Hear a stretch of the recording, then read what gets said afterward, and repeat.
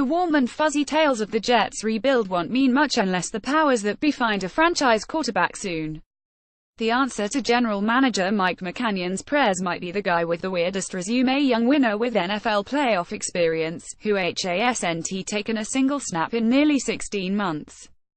Could Teddy Bridgewater be the elixir for this star-crossed franchise?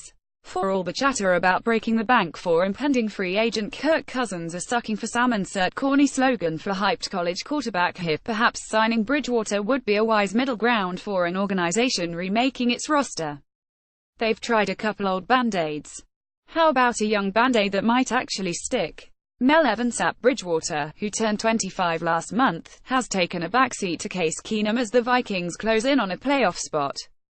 His upside remains a mystery after a grievous knee injury, ACL tear and dislocation suffered in practice 2 days before the 2016 preseason finale, but the payoff might be huge.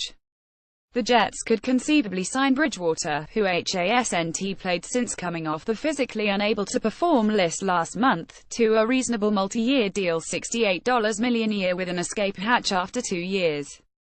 Bridgewater, who's younger than current Jet starter Bryce Petty, has the pedigree and experience 17-12 as a starter, including one playoff game to help a team with no clear-cut answer at the game's most important position. His presence would also allow the organization to continue to develop Christian Hackenberg, who still has supporters in the building. Andy Clayton King of Bridgewater was solid, not spectacular, in his first 2 seasons, but consider the circumstances. He played behind a woeful offensive line in a scheme that exposed him to unnecessary body blows.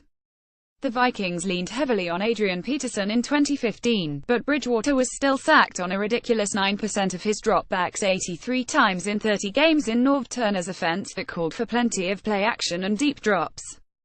John Morton's West Coast scheme that puts a premium on getting the ball out quick and maximizing yards after the catch might be better suited for Bridgewater's skill set and long-term health.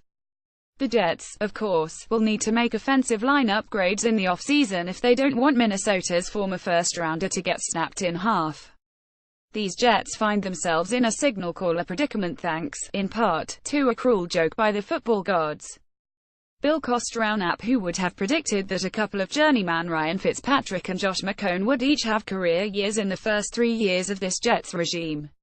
Perhaps McCannion and Todd Bowles would have already drafted a first-round quarterback they've tried to trade up without success by now if they were better positioned. Alas, McCannion has tried to strike oil in the 2nd and 4th rounds without success.